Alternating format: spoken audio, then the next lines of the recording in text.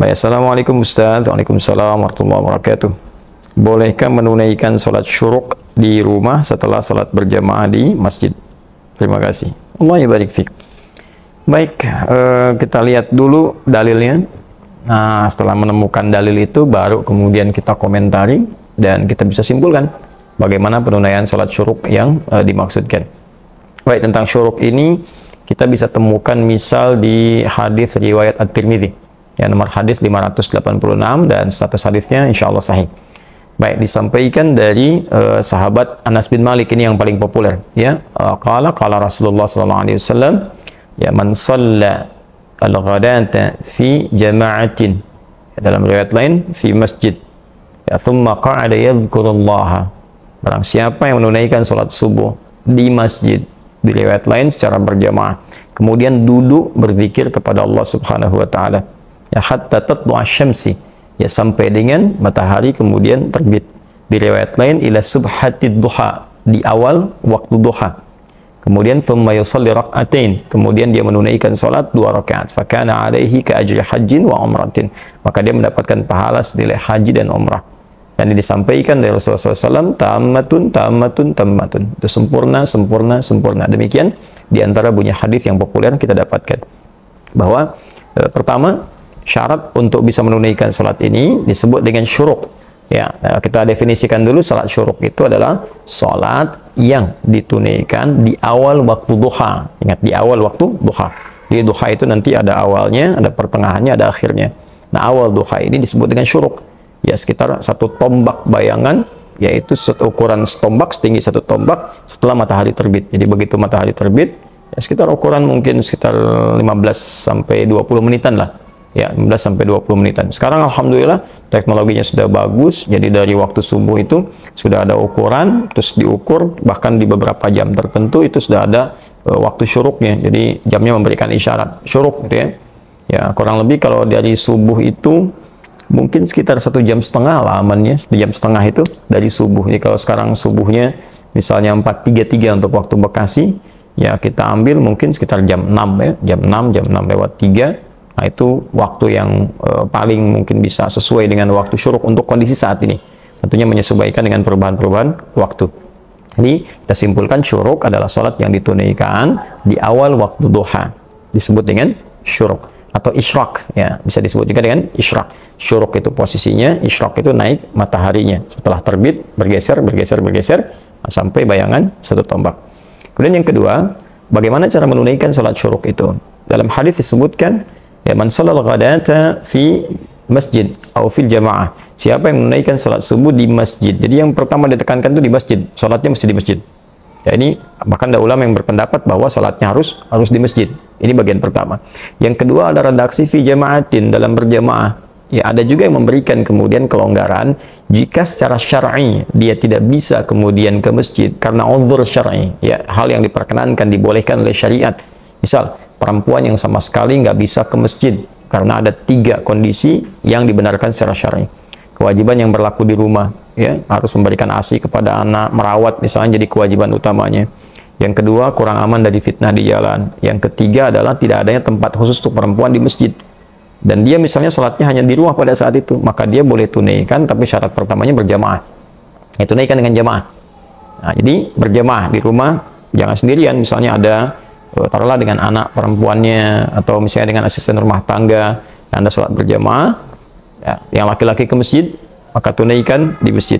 Nah, setelah selesai menunaikan sholat ini, kemudian thumma qa'ada yadhkurullah, nggak langsung pulang, duduk di situ, berzikir kepada Allah Subhanahu wa ta'ala, duduk.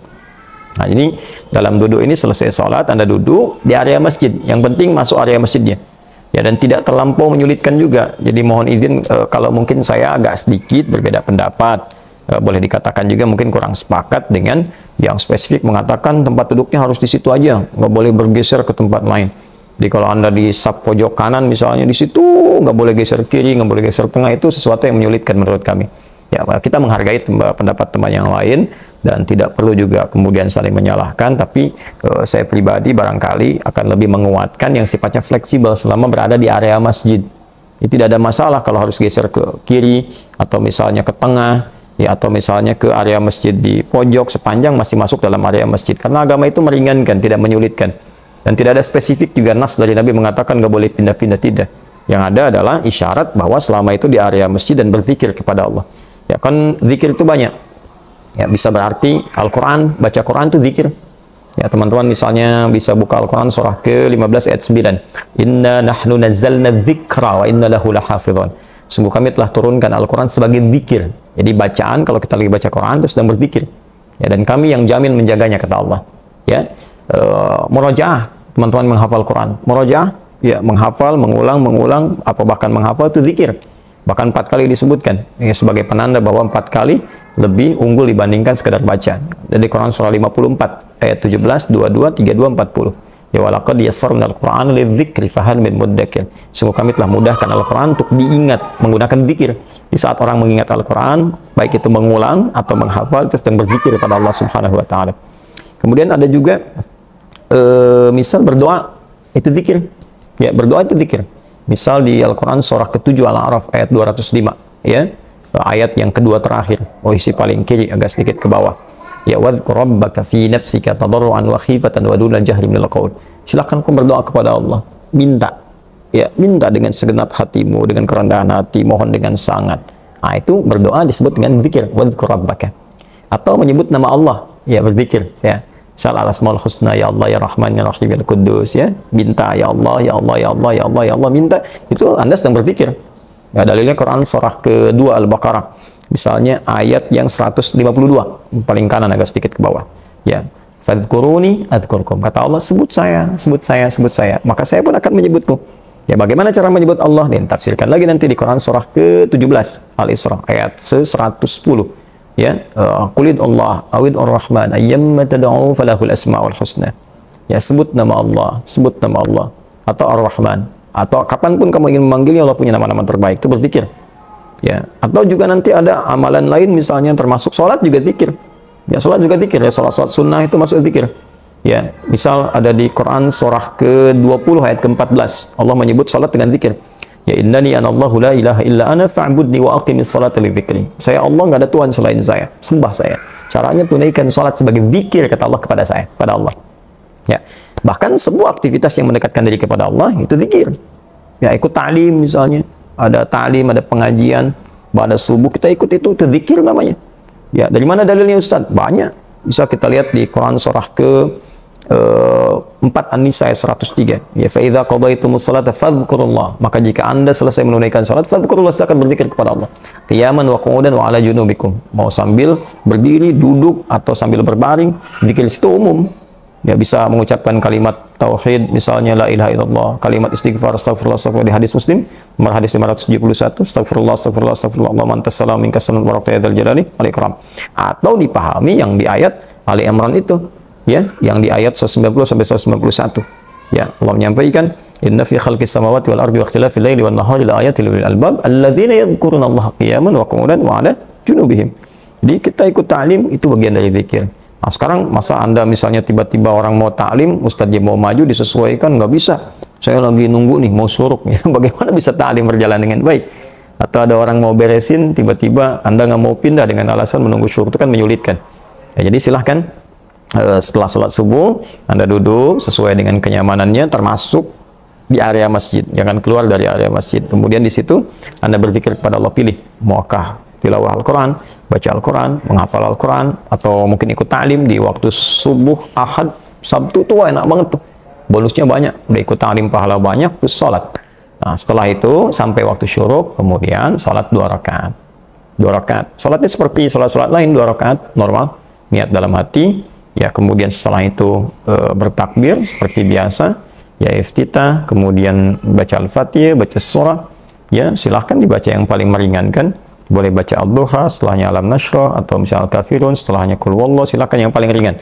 Ya, setelah itu salam, Anda berdoa kepada Allah, minta kemuliaan-kemuliaan, minta keikhlasan, minta Allah berikan pahala, ya, minta kebaikan-kebaikan. Nah, setelah itu insya Allah seperti keikhlasan kita lakukan, dan Allah berikan berkenan apa yang dijanjikan dari lisan Nabi sallallahu alaihi wasallam. Ya, fakana alaihi ka ajri hajjin wa umrah. Dia dapat pahala senilai haji dan umrah. Sempurna. Nah, jadi Yang dapat pahalanya, bukan hajinya. Jadi jangan diartikan, oh saya udah sholat syuruk, saya udah haji nih. Bukan. Anda baru sholat, dapat pahala senilai haji dan umrah. Tapi hajinya kalau belum ditunaikan, ya belum. Ya, karena ada perbedaan-perbedaan spesifik nanti dengan sisi lainnya. Karena itu, karena pahalanya besar, maka ibadahnya pun ada tantangan. Ya, kalau pahalanya mungkin nggak terlampau besar, ya Anda bisa kerjakan dimanapun. Ya, tapi kalau pahalanya tinggi, senilai haji kan nggak mudah. Ya, perlu mengumpulkan uang dulu, tenaga dulu, berangkatnya butuh kesehatan, maka Anda pun harus ada pengorbanan. Apa diantaranya? Ya, sholatnya nggak bisa dari masjid, kemudian misalnya tunaikan di rumah, harus di masjid, tunggu dulu. Ya, investasi dulu dengan waktunya, tenaganya, tambah ibadah lagi. Itu pahalanya kan banyak mengumpulkan ibadah. Ya, karena itu ketika Anda ada di masjid, maka sholatnya pun ditunaikan di masjid. Ya, dalam keadaan di rumah, kalau memang bisa ke masjid, tapi memilih di rumah, maka tidak berlaku syuruknya. Kecuali tadi, dalam kondisi nggak bisa ke masjid karena uzur syar'i. Anda dinas, tiba-tiba ke gunung, atau di area sekitaran pantai, atau misalnya sedang ada yang, eksplorasi minyak, ya, ke lepas pantai, misalnya nggak menemukan masjid di situ, ya itu berjamaah. Itu yang dimaksudkan, ada redaksi hadis yang lain mengatakan, fi jama'atin, selama berjamaah karena uzur syar'i tidak ke masjid. Saya kira itu untuk saudara kita. Semoga Allah berikan kemuliaan, dan semoga Allah Subhanahu wa taala juga membimbing kita untuk istiqamah di dalamnya. Terima kasih Mas Muhammad Riza. Wallahu taala alam bisawabnya. Allah yang Maha tahu mana yang paling benar. Kalau ada pendapat ustaz yang melengkapi, kita ambil. Nah, tapi juga saya ingin ingatkan bahwa kalau ada kesempatannya, ambil. Kadang-kadang ada yang lupa. Ya, misalnya ikut taklim dari Sabtu, Ahad, begitu selesai pas syuruk pulang, sayang. Atau dia ngobrol-ngobrol. Ya, ngobrol memang nggak dosa, nggak dilarang, cuman pahalanya ya sayang aja nggak dapet. Ya, zaman Nabi pernah ada demikian. Jadi ada seorang tabi'in pernah bertanya kepada sahabat Jabir. Ya, pertanyaannya sangat menarik. Itu ada di hadis Muslim nomor hadis 670. Ya, ditanya apakah Anda pernah menemani Nabi SAW? Ya, maksudnya menyaksikan sholatnya Nabi. Spesifik lagi tentang sholat syuruknya Nabi. Ya, kata beliau, saya sering menemani Nabi SAW. Ya, artinya mengikuti Nabi lah ya, beraktivitas terutama sholatnya. Dan beliau melihat bahwa kebiasaan Nabi itu pada subuh itu nggak pernah keluar dari tempat beliau sholatnya. Ya, artinya beliau di situ berzikir kepada Allah sampai tiba kemudian terbit matahari. Ketika terbit beliau sholat 2 rakaat. Ketika meninggalkan tempat sholatnya itu, beliau menyaksikan beberapa kalangan sahabat sedang duduk tuh, duduk ngobrol tentang mengenang masa-masa mereka di jahiliyah. Ya, kalau kita sedang canda gurau sampai mereka ada yang tertawa. Ya, ada yang tertawa canda. Apa respon Nabi? Nabi senyum aja. Senyum itu indah sekali Nabi. Ya, nggak marah-marah misalnya atau apa, tidak. Nabi mencontohkan dengan praktek sehingga orang bisa melihat kenapa Nabi duduk terus setelah itu sholat. Terus orang nanya, ada pahala besar loh gitu. Ya, kan kita tidak harus mesti nyalahkan orang atau kita harus mesti misalnya mohon maaf bersikap kasar pada orang. Kalian ya apa begini, tidak. Berikan akhlak yang baik, contohkan. Mungkin kita salami, Masya Allah, apa kabar, Assalamualaikum, kayaknya ramai nih ngobrolnya. Iya, baik, saya pamit dulu ya. Kalau nanti sempet, jangan lupa ya, syuruk, pahalanya banyak gitu. Nah, itu akan lebih baik gitu, lebih istimewa. Saya kira itu, semoga Allah muliakan. Mohon maaf. Assalamualaikum warahmatullahi wabarakatuh.